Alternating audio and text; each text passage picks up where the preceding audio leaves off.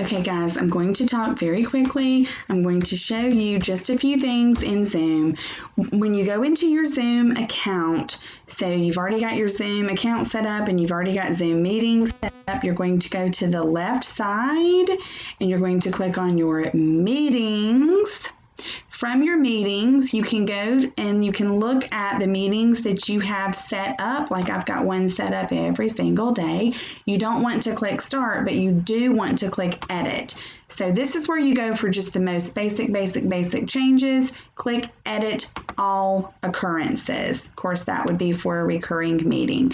I'm going to skip over all of this basic information. This is the information that you put in when you first set up your Zoom meeting. I want my students to come into the waiting room. I want host video on. I want participant video on. I do not want my students to be able to come into the meeting before me. And I do want my students muted upon entry. Homes, when you have over 30 homes all together on one screen, that's a lot of noise. I can pre-assign breakout rooms. I can. But this is something that, of course, I'm not going to do right now, so I'm not going to check that. Automatically record meeting on the local computer. The first week of school, I was doing this. I was recording every single meeting, and then I realized after just 4 days, I had over 24 hours of video, and I thought, oh no, I'm not going to do that. First of all, my computer can't hold just video like that. I would fill up my computer so quickly. Click save if you have made any changes that you want to save. Now, for some more in-depth changes like breakout rooms, you go to settings. So we're in that first place where we started, but instead of clicking on meetings, we're going to click on settings. There are lots and lots of things here that you can change and adjust according to you. Waiting room, yes. Passcode, no way. I have all passcodes turned off because my students already have enough usernames and passwords to remember. Embed passcode in invite link for one-click join. Yes. This way I can tell my parents and my students, hey, just click the link. Just click the link. That's all they have to do. They don't have to enter a username or a password. They don't have to do any of that. Moving on. Start meetings with host video on. Yes. Participants video on. Yes. Moving on. Of course, I do not have it set up where they can join before me. I do not do that. Moving on. Mute participants upon entry. That's a yes. Moving on. Chat. The first day of school, they chatted.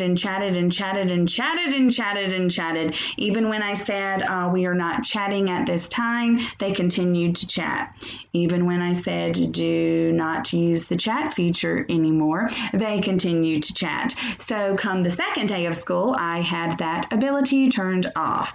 However, I like to start with this. Allow meeting participants to send a message visible to all participants.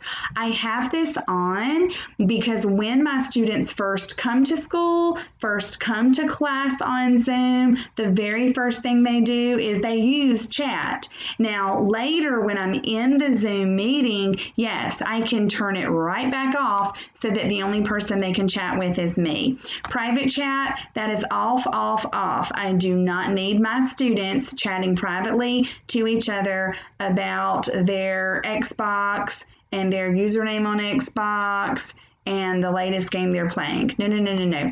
Auto-saving chats, yes. While I don't want hours and hours of video on my laptop, saving chats, I do want. This is how I take attendance. I can see who is chatting in chat. I can see their name. I can see their time. And if I don't have a chat from a certain student, that lets me know that student was absent. Sound notification when someone joins or leaves. I do prefer this, but everyone does not need to hear the notification, just me and co-host only. That's all that needs to hear that. Moving on. Yes, I want the meeting control toolbar showing. Yes, I want screen sharing allowed by all participants. I screen share constantly, and there have been times when it would have been very beneficial had the children been able to share their screen as well, although they have not done that yet. Annotation, absolutely make sure that is on. Whiteboard, make sure that's on. Absolutely. Meeting reactions, yes. Allow participants to rename themselves, absolutely. Or you're going to have one kid come to class named Chromebook OS user, and you're going to have another person in class named Apple 772HE6. So definitely make them have that ability to rename themselves and then make them use it. So my students, when they join class, if their name is not showing as their name, then they must rename themselves, first name, last name, spelled correctly, and starting with capital letters. Moving on. This is where the breakout room is. Please click this. If you do not click this here, then you will not be able to participate in breakout rooms. And we have used breakout rooms numerous times. Moving, virtual background. We haven't used that, but I do have it set. If you don't like virtual backgrounds, turn that off. Moving. Oh, goodness. I'm jumping around. Okay, email notification. I do not want this. When attendees join meeting before host, I was getting all of these emails and I thought, no.